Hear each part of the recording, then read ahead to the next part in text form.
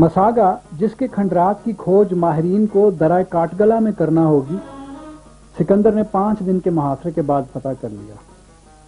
اب وہ خود تو اس نئے فتح شدہ شہر میں رہا اور اپنی فوج کو 2 حصوں میں بانٹ دیا۔ ایک حصہ جو کہ سوار فوج کے ایک بڑے دستے پر مشتمل تھا، اس کو سکندر نے شہر اورا کی طرف روانہ کیا۔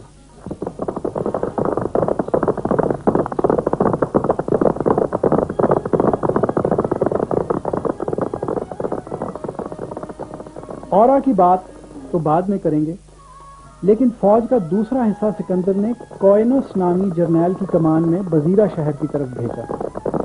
سکندر کے زمانے کا بزیرہ اب کہلاتا ہے بری کوٹ۔ یہی بری کوٹ جو مالاکنڈ سے سیدو شریف جانے والے رستے پر ایک تیزی سے بڑھتا ہوا قصبہ ہے۔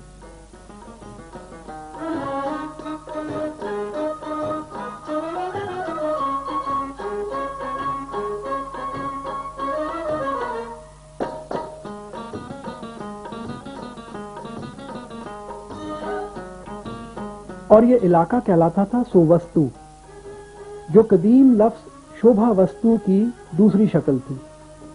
یہاں دونوں ناموں کا مفہوم ایک ہی ہے، یعنی اچھی یا شاداب دھرتی۔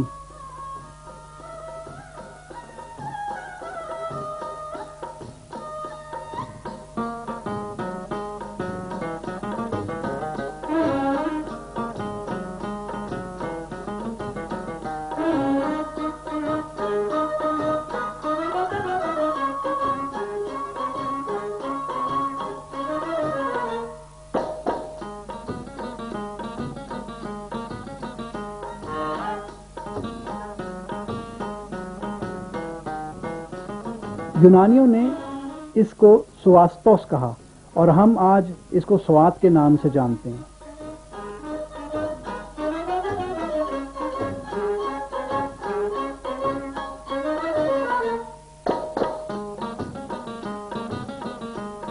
ہمارا رہنما آریان لکھتا ہے کہ بزیرہ ایک اونچی چٹان پر واقع تھا اور اس کے گردا گرد ایک مضبوط فصیل تھی۔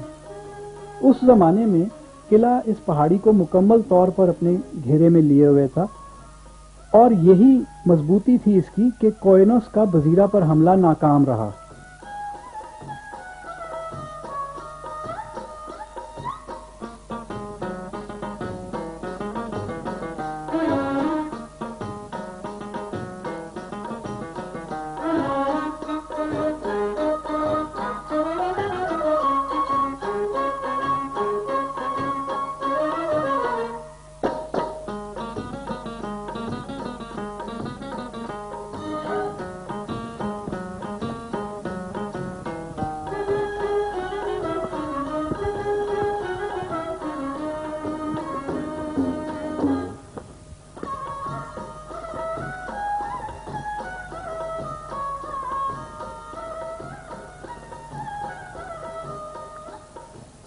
اب یہاں تراشیدہ پتھروں کی ایک دیوار کے چند ٹکڑے ہی اس قلعے کی باقیات ہیں۔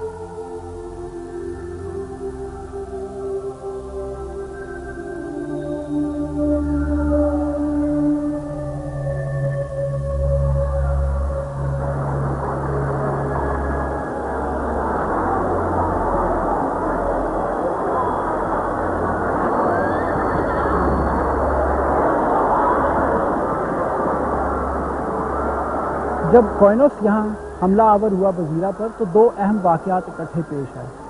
اول یہ کہ اس خبر کو سننے کے بعد سکندر مساگا سے ادھر کے لیے نکلنے ہی والا تھا کہ اس کو پتہ چلا کہ وہاں اورا میں بھیجے ہوئے فوجی دستے بھی خاصی مشکلات میں ہیں اور عین ممکن ہے کہ وہ بھی شکست سے دو چار ہیں۔ اس کے علاوہ یہ بھی پتہ چلا کہ ابیسارس نامی بادشاہ کی فوج بھی اس تیاری میں ہے کہ موقع پاتے ہی وہ اورا کے قلعے میں داخل ہو جائیں اور وہاں مقامی فوج کے ساتھ مل کر یونانیوں کو ایک فیصلہ کن شکست دیں۔ سو فوجوں کے اس ملاپ کو روکنے کے لیے سکندر نے یہ کیا کہ یہاں بزیرہ کا محاصرہ تو قائم رکھنے کا حکم دیا، خود وہ مساگا سے نکلا اور بڑی پھرتی کے ساتھ اورا کی طرف بڑھا۔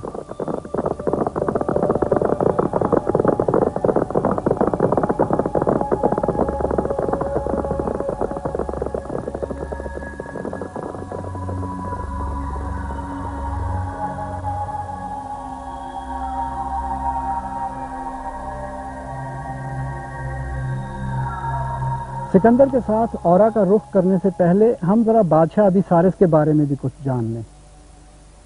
یونان کے لکھنے والوں کے طریقے کے مطابق یہ تھا کہ ملک، قوم اور بادشاہ کا نام عموماً آپس میں گڑمڑ سا ہوتا تھا۔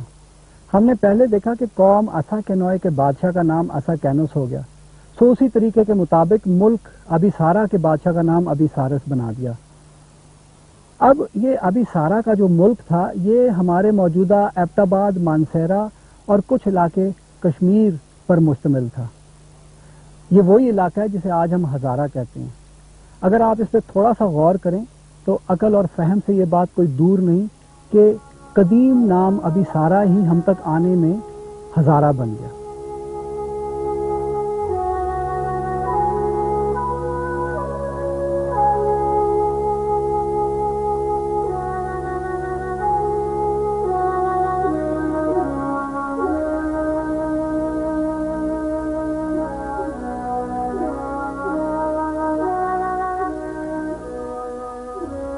بہرحال ذکر تھا سکندر کے اورا کی طرف کوچ کا۔ بری کوٹ سے چند ہی کلومیٹر شمال کی طرف سوات کے دارالخلافہ سیدو شریف کو جانے والی سڑک پر ایک گاؤں اڈے گرام پڑتا ہے۔ تاریخ دان بتاتے ہیں کہ سکندر کا اورا یہی اڈے گرام ہے۔ وہ یہ بھی کہتے ہیں کہ 2500 سال گزر جانے کے بعد بھی شہر کے نام میں تبدیلی کوئی نہیں آئی۔ بات ایسی ہے کہ یونان کے لوگ یہ جانتے تھے کہ گرام کا مفہوم سنسکرت میں گاؤں کا ہے، اس طرح اڈے گرام اصل میں اڈے گاؤں ہوا، تو انہوں نے نام سے گاؤں کا لفظ نکال کر اڈے یا اڑے کو اپنی زبان میں اورا بنا ڈالا۔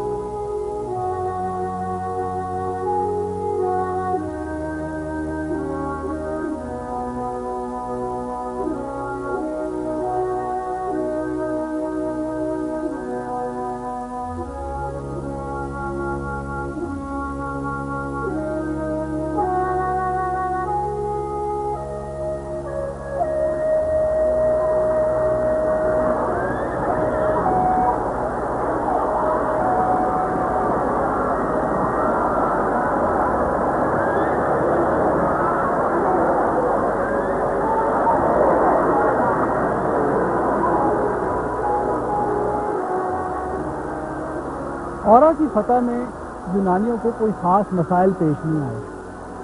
حسب دستور انہوں نے یہاں پہنچ کر محاصرہ کیا اور پھر پہلی ہی یلغار میں قلعے میں داخل ہونے میں کامیاب ہو گئے۔ جنگ کا جو تھوڑا سا بیان ہمیں آریان کی تاریخ سے ملتا ہے تو اس سے ایسا لگتا ہے کہ اورا کا قلعہ کسی پہاڑی پر نہیں بلکہ یہیں کہیں ہموار زمین پر تھا۔ یہ کھنڈرات جو کہ اڈے گرام کی آبادی سے باہر مشرق کی طرف ہیں، سکندر کے فتح شدہ شہر کے نہیں بلکہ 4 صدی عیسوی کے اڈے گرام کے ہیں۔ آثار قدیمہ کے ماہرین بتاتے ہیں کہ ان کھنڈرات کے نیچے تہ در تہ 6 اور تباہ شدہ شہروں کے باقیات ہیں۔ یہاں سب سے نیچے جو شہر ہے وہ باختری یونانی بادشاہوں کے زمانے میں آباد ہوا تھا۔ یہ لوگ سکندر کے جرنیل سلوکس نکاٹور کی اولادوں میں سے تھے، اور انہوں نے افغانستان کے علاقے باختر یعنی بلخ پر قبضہ کرنے کے بعد آہستہ آہستہ 3 صدی قبل مسیح کے وسط تک صوبہ سرحد پنجاب اور سندھ کو اپنے زیر اثر کر لیا تھا۔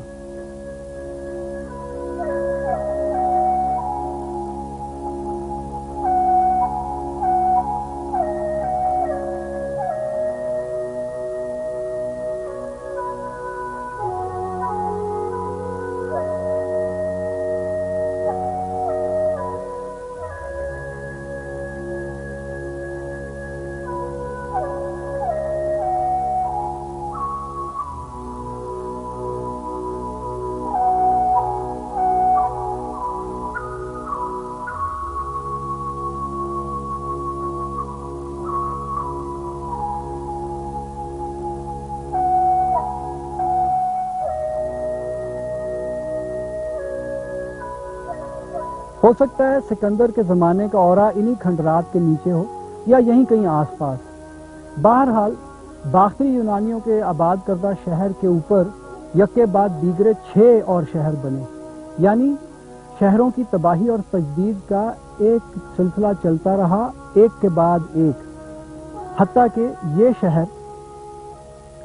ہرمز ثانی جو کہ ایران کی ساسانی سلطنت کا بادشاہ تھا، اس کے زمانے میں آباد ہوا، اور ہرمز کی حکومت کا زمانہ تھا سن 302 عیسوی سے لے کر 309 تک۔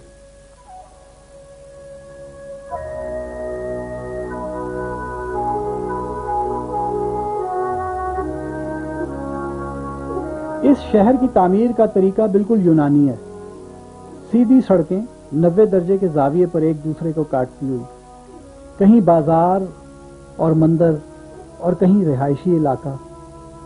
کہنے سے مراد یہ ہے کہ جب باختری بادشاہوں کے یونانی انجینئروں نے شہر کا نقشہ بنا ڈالا تو ان کے بعد آنے والوں نے بھی اس کو نقل کیا، خواہ وہ وسطی ایشیا کے کوشان تھے یا ایران کے بادشاہ۔ یہ سب سے اوپر والی آبادی وہ ہے جہاں سے ایران کے بادشاہ ہرمز ثانی کے سکے ملے۔ اب باختریوں کے زمانے سے ہرمز ثانی کے زمانے تک درمیان میں کوئی 550 سال کا وقفہ ہے۔ اس درمیان کے زمانے کے کھنڈرات سے جو سکے ملے وہ زیادہ تر کوشان بادشاہوں کے ہیں، یعنی جب باختری یونانیوں کا اثر کم پڑا تو کوشانوں کی یلغاریں شروع ہو گئیں اور سوات کا یہ علاقہ ان کے قبضے میں آ گیا۔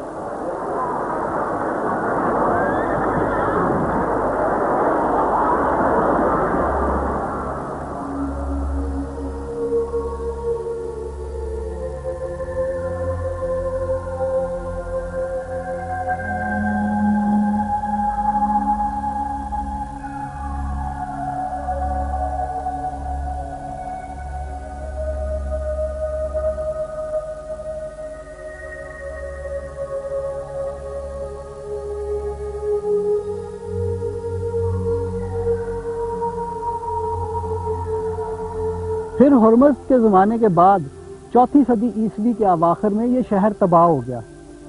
اس تباہی کی وجوہات کوئی خاص واضح نہیں ہیں، لیکن ساتھ ہی ساتھ وہاں پہاڑی کے اوپر ایک نئی آبادی بننا شروع ہوئی۔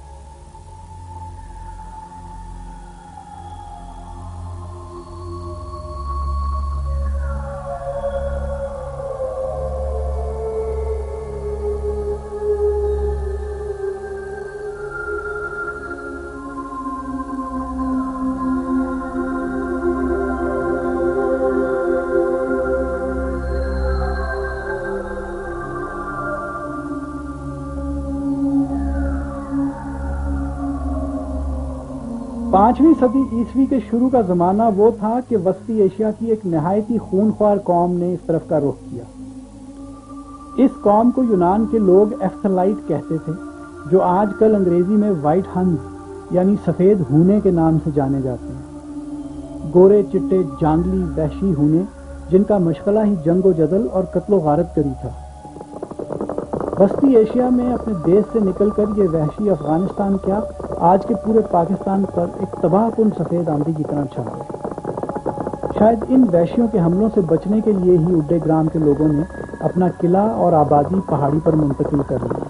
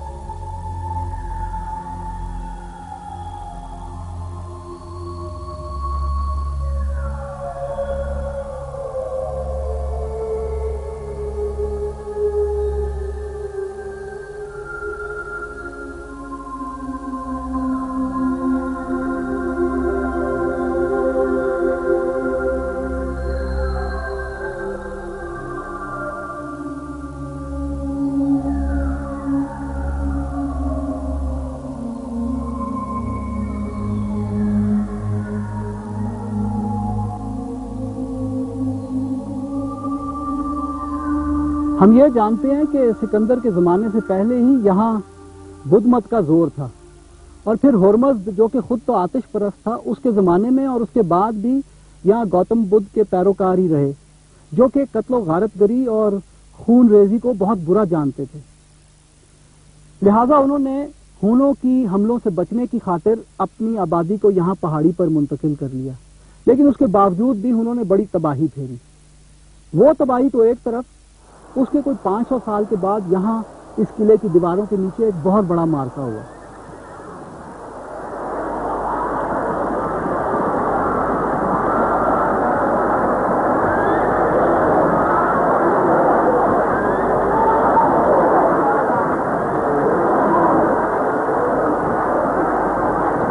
قلعے کی ان دیواروں نے 11ویں صدی عیسوی کے شروع میں محمود غزنوی کی فوجوں کی یلغار دیکھی۔ اس زمانے میں اس قلعے کا مالک گیرا نامی راجا تھا۔ محمود کی ترکی فوج نے قلعے کا محاصرہ کیا اور کئی دن کی جد و جہد کے بعد قلعے کو پانی فراہم کرنے والے چشمے کو ڈھونڈ نکالا اور پھر پانی بند کر دیا۔ اس کے بعد ایک زوردار حملہ کیا جس میں راجا گیرا مارا گیا اور اس کا قلعہ مسلمانوں کے ہاتھ آ گیا۔ اس مارکے کے کوئی 900 سال بعد جب یہاں ماہرین نے کھدائی کی تو ان سورماؤں کے ڈھانچے برآمد ہوئے جو اس وقت قلعے کے دفاع کے دوران کام آئے تھے۔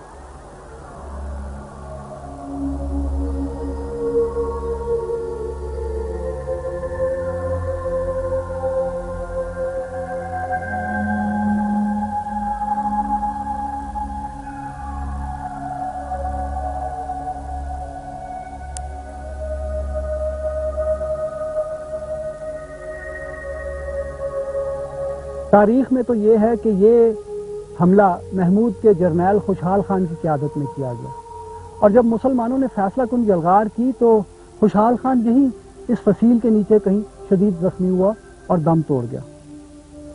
شہید جرنیل کو اس کے حامیوں نے وہاں نیچے لے جا کر ایک درختوں کے جھنڈ میں دفنایا۔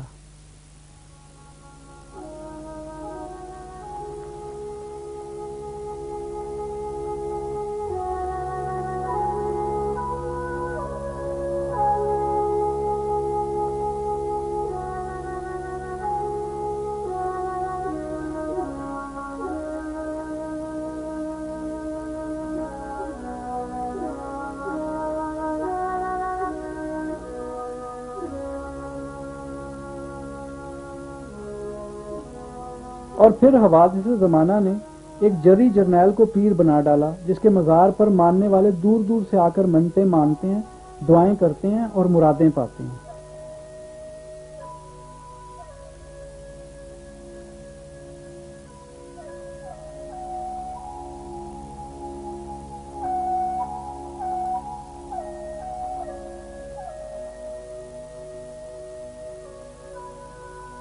جرنیل خوشحال خان کے پیر بننے کے ساتھ ہی اس روایت نے بھی جنم لیا کہ راجا گیرا کی ایک بیٹی منجا دیوی اس خوش شکل اور دلیر نوجوان جرنیل پر ایسی فریفتہ ہوئی کہ اس نے عشق کی خاطر اپنے باپ کو دغا دیا اور خفیہ طور پر قلعے کا دروازہ کھول کر پیر صاحب کو فوج سمیت اندر داخل کر دیا.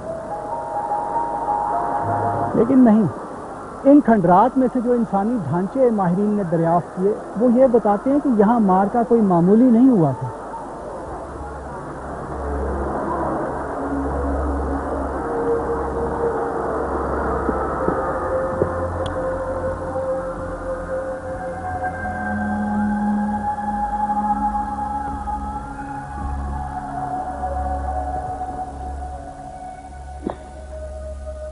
تو یہ تو تھا ذکر اورا یا اڈے گرام کا، لیکن ہم یہاں آئے تھے آریان کی قیادت میں سکندر کو کھوجنے.